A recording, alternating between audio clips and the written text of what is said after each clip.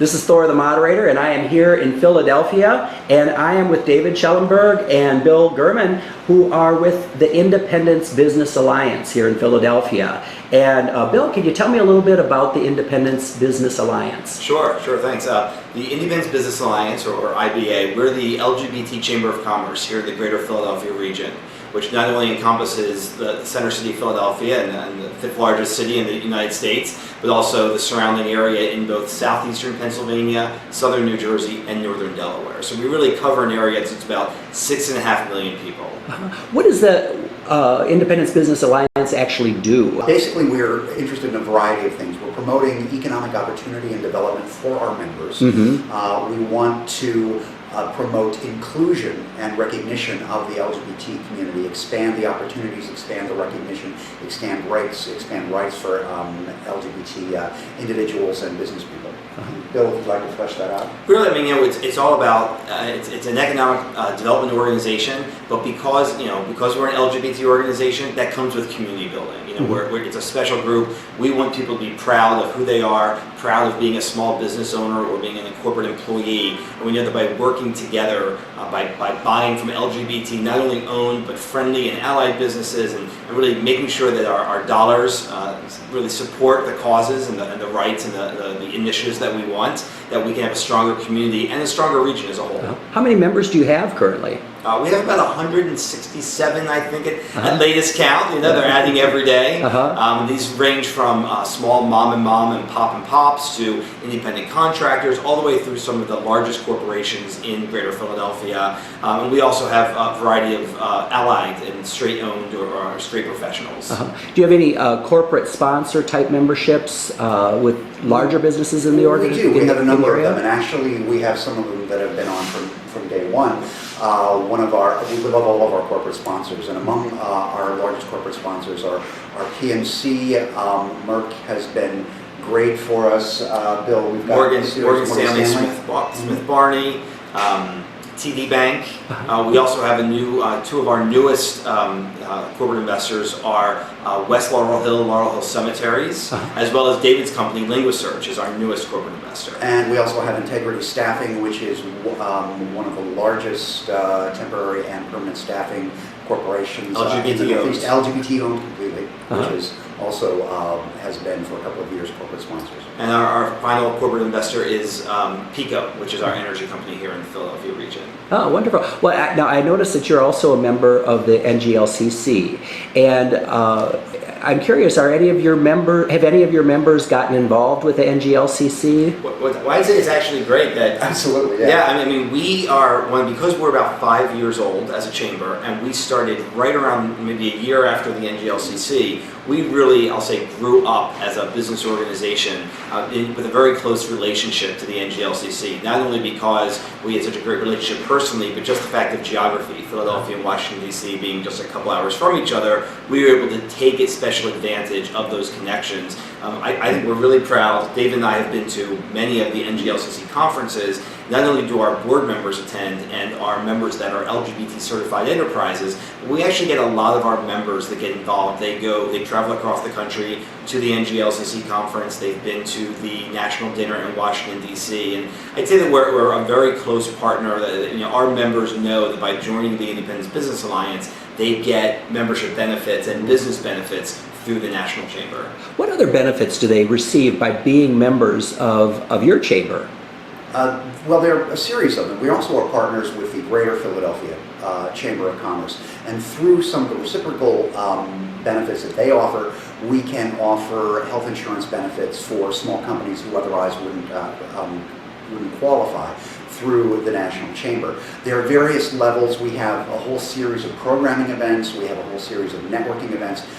We're very proud of one of our signature programs, which is our PNC Business Award, which Bill and PNC helped to institute.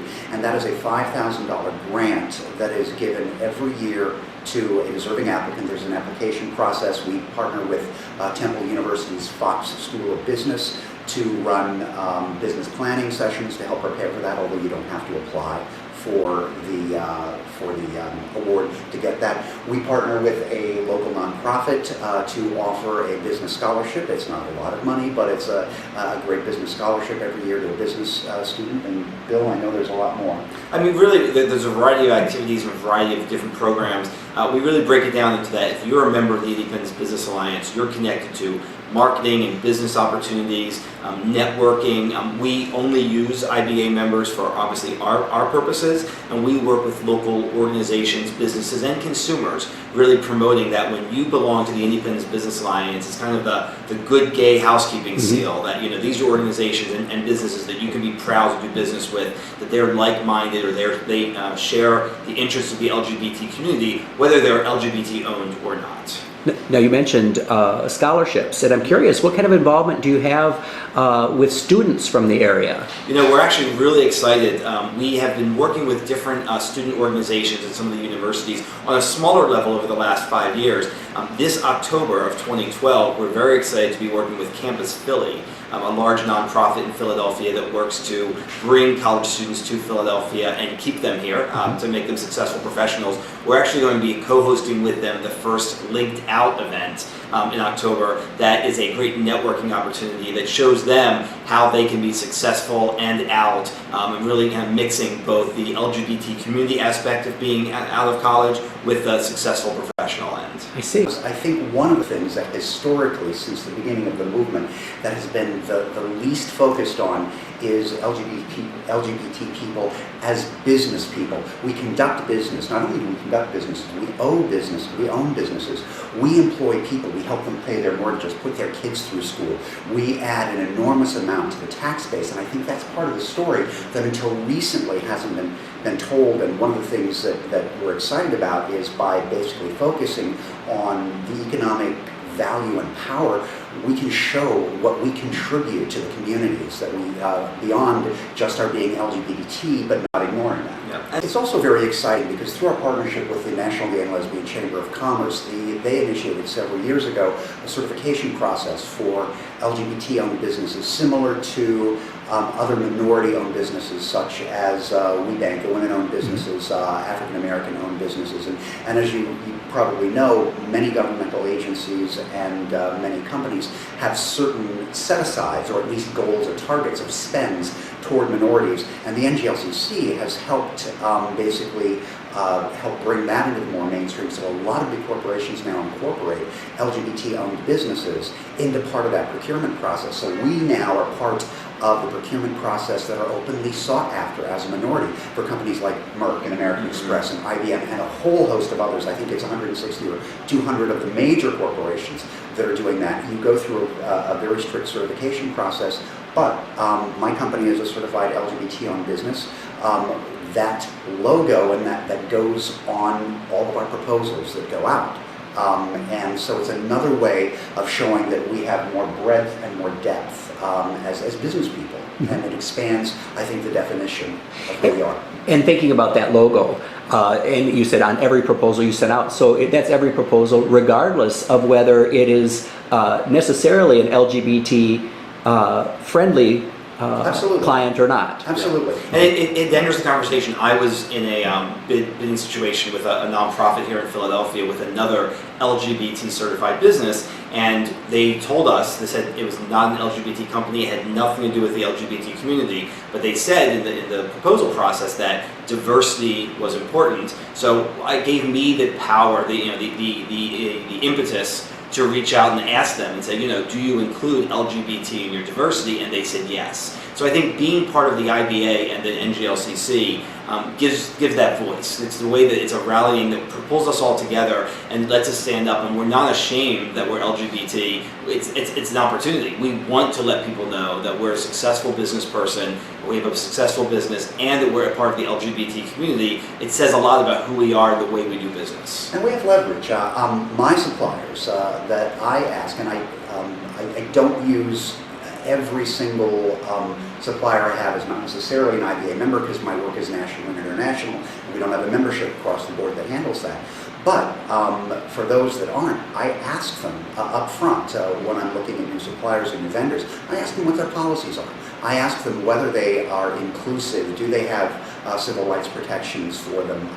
Do they include in the procurement? And sometimes they do, sometimes they don't. But I let them know that if they don't, that will affect the ability to get me as a customer who writes them the checks. We have some power to do that as business people. Pride counts because...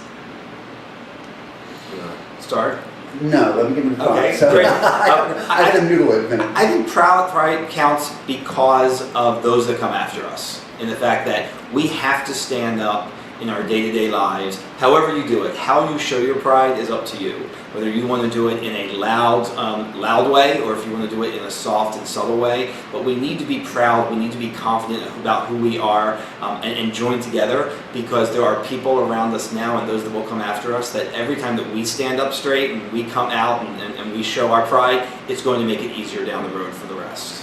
And I think I agree with everything Bill said, and I think pride also counts because by not showing one's pride, and I agree, you show it in whichever way you choose to that's best for you, but if we don't show our pride, what message is that sending? Is that sending a message that we're not proud of ourselves? Are we ashamed of ourselves? We have nothing to be ashamed of.